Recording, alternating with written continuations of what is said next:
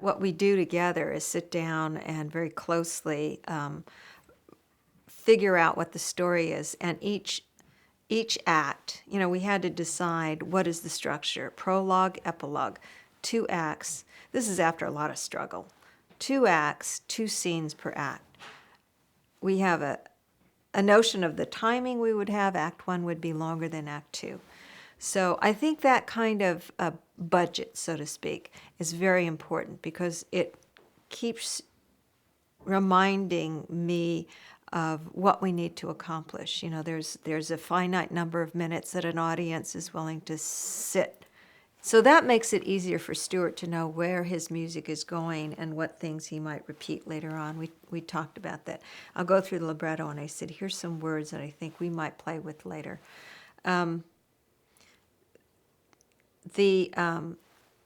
I've written a chunk, say an aria, then he'll take it, look at it, determine if there are things we need to change or reword things.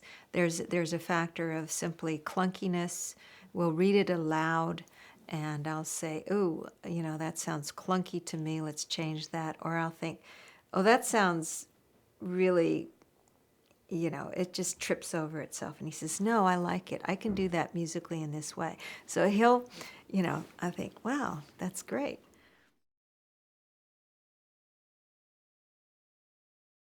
I grew up with music. My mother was someone who played the piano, but also instilled in me this pressure to play the piano. So much, in fact, that she talked about my becoming a concert pianist, that I had to take it seriously. And so I did take lessons for 15 years, starting at the age of 5. Had to practice an hour a day, which was forever if you're a kid. And I hated it, but I also loved some parts of it because when I played and I wasn't struggling with the notes, I pictured stories. For me, music has always been a story and always about emotion. So that, I think, has also been a part of my writing. When I write, I write with music. I write with headphones.